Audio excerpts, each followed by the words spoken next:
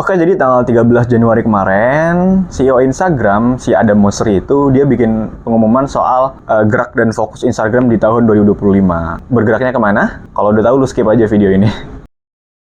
Bergeraknya kedua hal. Yang pertama, kreativitas dan connection. Jadi, creativity and connection. Itu dua hal yang ditekanin sama si Adam Mosseri soal gerak algoritma sosial media, khususnya Instagram ya. Karena emang dia CEO dari Instagram gitu. Dia bilang, yang bakalan difokusin di 2025 adalah creativity and connection. Asumsi gua, kayaknya Instagram pengen bikin sesuatu yang masif di Instagram. Soal gimana caranya naikin engagement, sekaligus bikin community yang saling percaya antar user. Dan yes, kurang lebih mirip-mirip kayak gitu. Instagram kemungkinan besar pengen ngunggulin TikTok di sini. Yang kita tahu kan TikTok dikenal sebagai platform yang isinya tuh, lu tahu nggak istilah content moderation sama akun moderation. Jadi simpelnya kalau akun moderation itu adalah yang dinilai oleh platform adalah akunnya. Sekredibel itukah untuk dinaikin? Nah, kalau content moderation yang dilihat adalah dari platform yang dilihat adalah kontennya. Kalau kontennya rame, ya udah dianggap kredibel. Jadi perbedaan antara TikTok dan Instagram itu, kalau Instagram tuh lebih mengedepankan si akun moderation ini. Jadi yang dilihat adalah ketika misalnya ini konten bagus tapi usernya bot nih, nggak akan dinaikin sama Instagram. Instagram akan lebih lihai, akan lebih ketat dalam hal itu. Nah, tapi kalau TikTok enggak. Ketika misalnya ini konten ini rame gitu, nggak peduli akunnya bot atau semacamnya, konten itu akan terus naik. Itu perbedaannya antara TikTok dan Instagram. Iya, makanya itu kalau nggak salah Ogut itu founder dari Akademi Kreator. Dia bilang TikTok itu bukan sosial media. TikTok itu hanya content sharing platform atau platform sharing konten atau sharing platform konten. Intinya sejenis itulah. Jadi cuman platform yang lu bisa sharing konten sesuka lu, se-random lu, seapapun lu pengen konten apalah. Misalnya hari ini lu posting konten mukbang, besoknya konten bukan makan lagi, mukbang itu sama aja dengan makan. Besoknya misalnya lu posting konten edukasi, lusanya lu posting konten galau, itu it's totally fine in TikTok. But Instagram no, big no. Instagram tuh harus spesifik kayak gitu dulunya. Jadi kalau di TikTok lu bisa ekspor sesuka lu pengen konten tentang apa. Dan ketika konten itu rame, nggak peduli akunnya itu bot lu atau akun buzzer, konten itu akan terus naik, Pak. Itu sih yang gue tangkap dari apa yang Ogut bilang tadi soal content sharing platform tadi.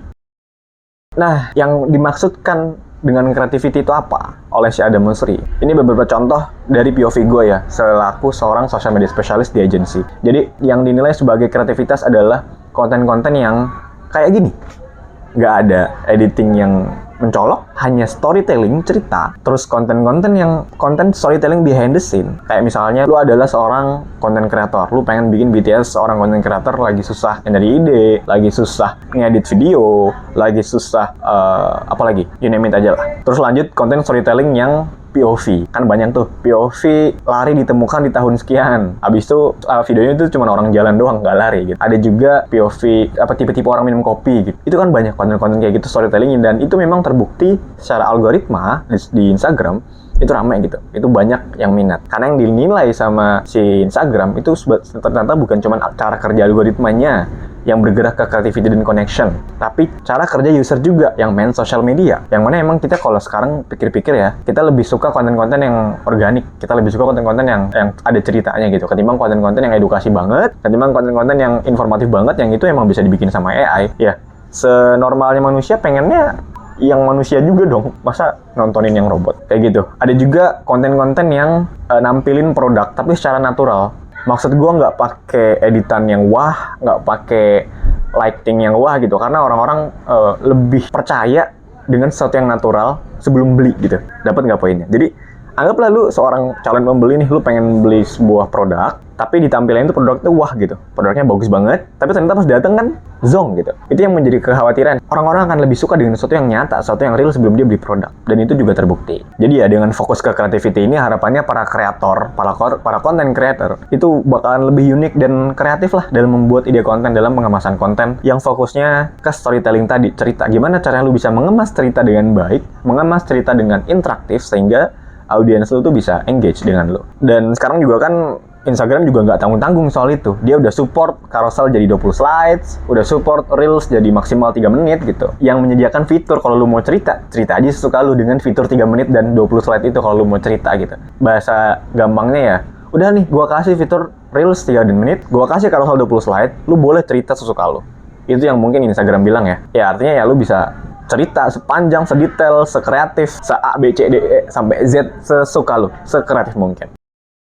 Kemudian kalau soal connection, Instagram mau nih, antar user, misalnya gua dan lu, misal sesama user di Instagram, pengen terjalin konektivitas, koneksi antara gua dan follower gua dan gua.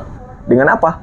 By DM, direct message. Dan ini termasuk gila sih, katanya kemungkinan besar kuantitas dan kualitas dari DM antar user ini bakalan berpengaruh ke engagement. Jadi singkatnya gini, ketika lu sama follower lu aktif chattingan, aktif DM-an, otomatis dia secara nggak langsung akan menilai kalau, oh, ini orang asik nih, coba lihat kontennya gitu.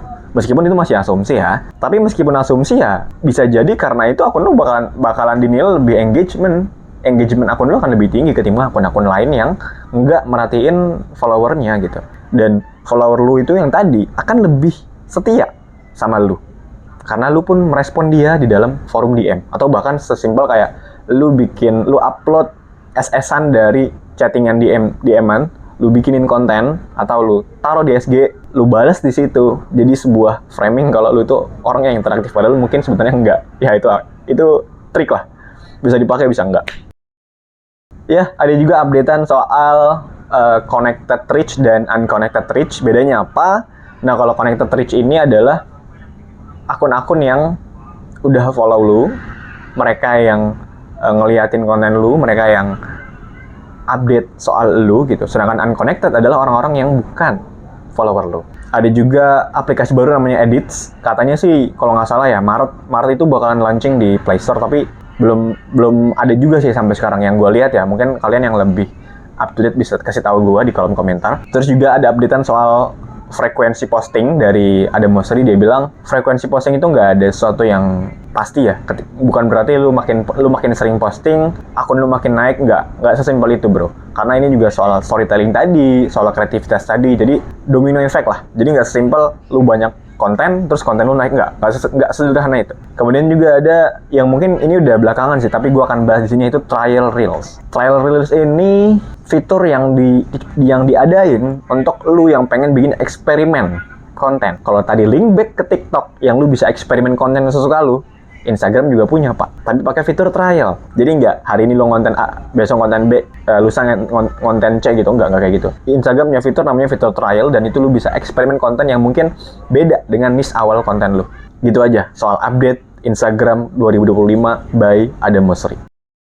Silahkan kalau lu penasaran sama konten aslinya, lu cari aja di search engine Instagram Adam Mosseri, dan lu bisa ngeliat video-videonya. Dia bahas soal fitur trial reels, dia bahas soal algoritma sosial media 2025 tadi yang gue sebut di awal, soal connection dan creativity, dan informasi-informasi menarik lainnya yang up to date soal Instagram. Itu aja. Terima kasih. See ya.